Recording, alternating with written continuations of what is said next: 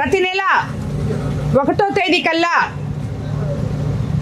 ఎదురు చూసే అవ్వాతాతల కోసం ఇచ్చే పెన్షను, అలాగే 2 ఏళ్ల నమ్మకం, కూటమి ప్రభుత్వం యొక్క నమ్మకం, అలాగే సంక్షేమం, అభివృద్ధి అన్నీ కలిపి పెనుబల్లి పంచాయతీలోని సాన్మాల్పురంలో ఈరోజు 30 ఇళ్ళు ఇంటింటికి తిరగడం జరిగింది. అలాగే పెన్షన్ పంపిణీ కార్యక్రమం కూడా జరిగింది. ఈ కార్యక్రమానికి విచ్చేసిన కూటమి నేతలకు అందరికీ, ముఖ్యంగా సాల్మాన్పురం ప్రజలకి అందరికీ కూడా ధన్యవాదాలు తెలుపుకుంటున్నాను.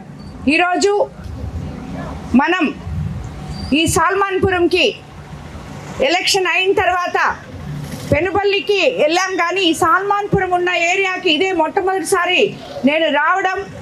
సుమారు 35-40 ఇళ్ళు వరకు ఇంటింటికి వెళ్ళి ప్రచారం చేయడం జరిగింది.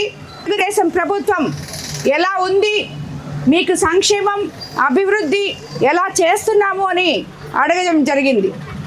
అందులో భాగంగా ప్రతి ఒక్కరు కూడా సంతోషంగా తెలుగుదేశం ప్రభుత్వం బాగుందని చెప్పారు. కానీ వీళ్ళు 40 సంవత్సరాల క్రితం ఇక్కడికి వచ్చి ఈ సాల్మాన్పురం ఏరియాలో సెటిల్ అవ్వడం జరిగింది.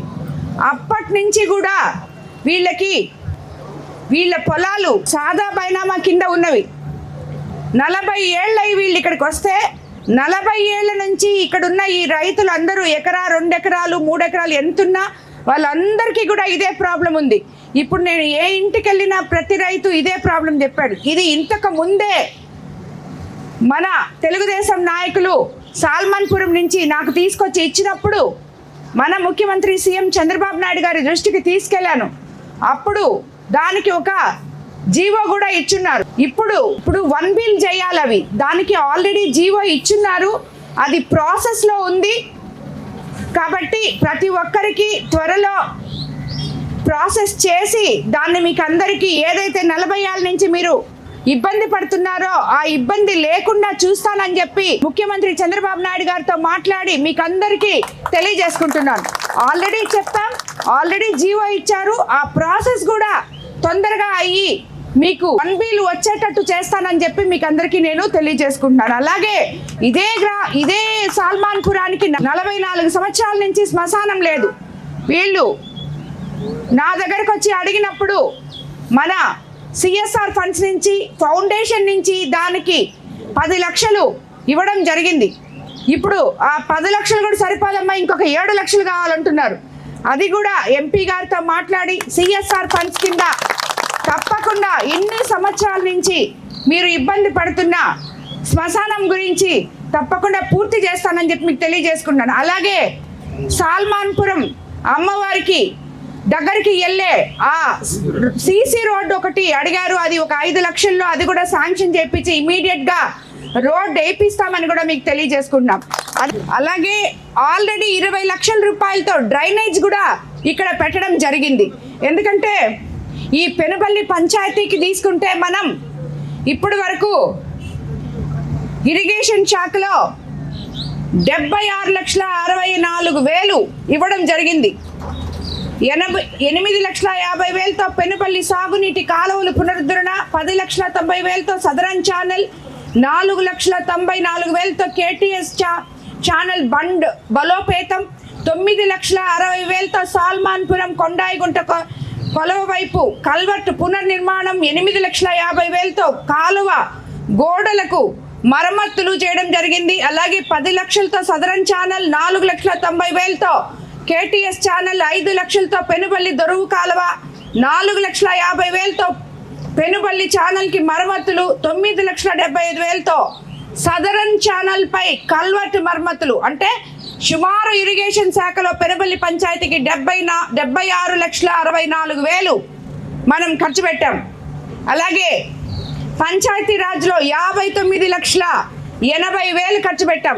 23,80,000తో 4 సీసీ రోడ్లు, 36 లక్షలతో విలేజ్ హెల్త్ సెంటర్, సాల్మాన్పురం గుడి వరకు ఇప్పుడే చెప్పాం మనం సీసీ రోడ్డు 5 లక్షలతో వేయిస్తామని, అది కూడా తొందరలో చేపిస్తాం. అలాగే 20 లక్షలు డ్రైన్స్ కూడా పెట్టాం, అది కూడా శాంక్షన్ అయిపోయి ఆల్మోస్ట్ పనులు కూడా జరుగుతాయి. అలాగే విద్యుత్కి వచ్చే తలకి పెనుబల్లి పంచాయతీలో 94,54,000 పెట్టాం.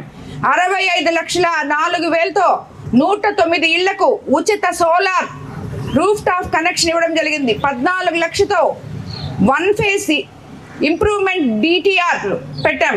అలాగే 7 లక్షలతో 11 kV VCB ఏర్పాటు చేశాం. RDSS పథకం ద్వారా 8 లక్షల వ్యయంతో పెనుబల్లో 24 గంటలు 3 ఫేజ్ విద్యుత్తు, 38 స్తంభాలపై విద్యుత్ లైన్లు, 50,000తో సాల్మాన్పురంలో 10 కొత్త స్తంభాలు కూడా వేయడం జరిగింది. అయినా కూడా కొంతమంది ఇక్కడ వాళ్ళ ఇళ్లలో 2-3 స్తంభాలు ఉన్నాయి, అవి తీసి బయట పెట్టాలని అడిగారు. అది కూడా DEకి ఇమీడియట్గా మాట్లాడడం జరిగింది. వెంటనే ఆ పని కూడా చేస్తామని మీకు తెలియజేసుకుంటున్నాను. అలాగే RDFP శాఖకు వస్తే 83,70,000 పెనుబల్లి పంచాయతీలో పెట్టడం జరిగింది. 47 లక్షలతో సాల్మాన్పురం పెనుబల్లిలో 11 CC డ్రైన్లు ఆల్రెడీ వేయడం జరిగింది. 29,90,000తో జల్ జీవన్ మిషన్ కింద తాగునీటి సదుపాయం కూడా ఇవ్వడం జరిగింది. 6,80,000తో సాల్మాన్పురంలో ఇంటింటికి తాగునీటి కుళాయిలు కూడా ఇవ్వడం జరిగింది. కాబట్టి అలాగే ఇందాక చెప్పినట్టు మనం CSR ఫండ్ కింద మన శ్మశానానికి కూడా ఇవ్వడం జరిగింది. అలాగే హౌసింగ్కి సొంత ఇంటి స్థలాలు ఉన్న 70 కుటుంబాల ఇళ్ల నిర్మాణానికి ప్రభుత్వానికి ప్రతిపాదనలు పంపించాము. అవి కూడా త్వరలో వస్తాయని చెప్పి మీకు అందరికీ నేను తెలియజేసుకుంటున్నాను. అలాగే పెనుబల్లి పంచాయతీలో 10 పేద కుటుంబాలకి, సాల్మాన్పురంలో 4 కుటుంబాలకు 18,46,000 CMRF కింద చెక్కులు ఇవ్వడం జరిగింది. అలాగే దేవాదాయ ధర్మాదాయ శాఖలో పెనుబల్లిలో భజన మందిరాల నిర్మాణం కోసం TTD ట్రస్ట్ ద్వారా 40 లక్షలు నిధులు మంజూరు చేయడం జరిగింది. మొత్తం ఈ 2 ఏళ్లలో పెనుబల్లి పంచాయతీలో 3,86,34,000 అంటే ఇప్పుడు మేము చెప్పిన 20 లక్షలు 25 లక్షలతో కూడా కలిసి సుమారు 4 కోట్లు పెనుబల్లి పంచాయతీకి అభివృద్ధి పనుల్లో మనం పెట్టడం జరిగింది. అలాగే ఈరోజు అత్యంత ముఖ్యమైనది, మనం సూపర్ 6 పథకాలని సూపర్ హిట్ చేసుకుందాం అనే దానికి నిదర్శనం ఈ 1వ తేదీ పేదల సేవలో పెన్షన్ ఇవ్వడం అనేది అందరూ గుర్తుంచుకోవాల్సిన విషయం. ఇప్పటికీ సుమారు 2 సంవత్సరాలు పూర్తయిన తర్వాత కూడా ఏ రోజు కూడా క్రమం తప్పకుండా 1వ తేదీకంతా మీ ఇంటింటికి వచ్చి 6 గంటలకంతా పెన్షన్ ఇవ్వడం జరుగుతుంది. 3,000ని 4,000 చేసాం, దివ్యాంగుల పెన్షన్ 3,000ని 6,000 చేసాం, డిజేబుల్డ్ వాళ్ళకి 15,000 ఇస్తున్నాం. ఇవన్నీ ఒక ఎత్తు అయితే తల్లికి వందనం, ఎంతమంది పిల్లలు ఉంటే అంతమంది పిల్లలకి తల్లికి వందనం ఇస్తున్నాం. అలాగే స్త్రీ శక్తి పథకం కింద ప్రతి మహిళ, ఇక్కడ ఉన్న మహిళలు ఎవరైనా కూడా ఫ్రీగా బస్సులో నెల్లూరుకి వెళ్ళే విధంగా ఇక్కడ అవకాశం ఇవ్వడం జరిగింది. అలాగే అన్నదాత సుఖీభవ రైతుల అకౌంట్లలో డబ్బులు జమ చేస్తున్నాం. అలాగే అన్నా క్యాంటీన్లు రాష్ట్రం మొత్తం 200 దాకా ఓపెన్ చేసాం. అలాగే మెగా DSC 16,000 మందికి టీచర్ పోస్టులు భర్తీ చేయడం జరిగింది. అలాగే అన్నిటికన్నా ముఖ్యంగా మన కోవూరు కాన్స్టిట్యున్సీలో ఎలక్షన్ రాకముందు ల్యాండ్ యాక్ట్ రద్దు చేసి పట్టాదారు పాస్ పుస్తకాలు రాజముద్రతో ఇస్తామని చెప్పి ఇచ్చాము. ఈ గ్రామంలో ఉన్న సమస్యను కూడా తప్పకుండా తీరుస్తామని మీకు అందరికీ నేను తెలియజేసుకుంటున్నాను. ఏ గ్రామంలో లేని విధంగా ఈ గ్రామంలో ప్రత్యేకంగా 9 మందికి CMRF ఫండ్ కూడా ఇవ్వడం జరిగింది. అనారోగ్యంతో బాధపడుతూ ఉంటే ఆర్థికంగా కుటుంబ పెద్దలాగా మన ముఖ్యమంత్రి చంద్రబాబు నాయుడు గారు ఆదుకుంటున్న ఈ పథకం ఎంతో గొప్పది. ఎందుకంటే మన కోవూరు కాన్స్టిట్యున్సీలో ఈరోజు సుమారు 10.5 కోట్లు 1000 మందికి పైగా CMRF ఫండ్స్ ఇవ్వడం జరిగింది. కాబట్టి ఇలాంటి ఒక గొప్ప ప్రభుత్వంలో మనం ఉన్నాం. ఇవన్నీ ఒక ఎత్తు అయితే ఉద్యోగ అవకాశాలు రాబోయే రోజుల్లో మన యువ నేత నారా లోకేష్ బాబు గారు ఏదైతే చెప్పారో ఈ 5 ఏళ్లలో 20 లక్షల ఉద్యోగాలు ఇస్తామని, అవి తప్పకుండా ఇస్తారు. నిన్న కూడా మీరు చూసుంటారు, 30 ఏళ్ల నుంచి పక్కన పడిపోయిన మన కిసాన్ సెల్స్ ఈరోజు మన ముఖ్యమంత్రి కదులుకు తీసుకొచ్చారు. దాంట్లో ఫ్యాక్టరీలు రాబోతున్నాయి. నిన్న కూడా MP గారితో కలిసి కిసాన్ సెల్స్ చైర్మన్ గారు అలాగే వాళ్ళు CM గారితో మాట్లాడి ఇంకా కూడా రాబోయే రోజుల్లో ఇంకా మనకి పరిశ్రమలు తీసుకురావడానికి ప్రయత్నం చేస్తామని చెప్పి చెప్పడం జరిగింది. ఈరోజు అన్నిటికన్నా ముఖ్యంగా మన ప్రభుత్వం భోగాపురం ఇంకా కొద్దిసేపట్లో Alluri Sitarama Raju international airport open చేసుకోబోతున్నాం. ఉత్తరాంధ్ర ప్రజల కళ నెరవేరిన రోజు ఇది.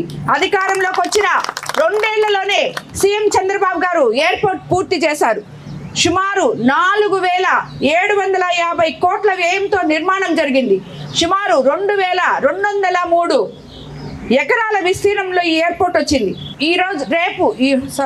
ఈ రోజు మన ప్రధాని నరేంద్ర మోడీ గారు దాన్ని 10:30 గంటలకి ప్రారంభోత్సవం చేయబోతున్నారు. అల్లూరి సీతారామరాజు పేరుతో ఇంటర్నేషనల్ ఎయిర్పోర్ట్ మనకి రాబోతుంది. అలాగే advanced technology, international standards, world class ఇన్ఫ్రాస్ట్రక్చర్తో ఇది గడువు కన్నా ముందే కంప్లీట్ చేయడం జరిగింది. ఇది మన ముఖ్యమంత్రి చంద్రబాబు నాయుడు గారి సమర్థత, అనుభవం ఉన్న ముఖ్యమంత్రి అని చెప్పి పదే ఆయన ఎప్పుడూ నిరూపించుకుంటూ ఉంటారు.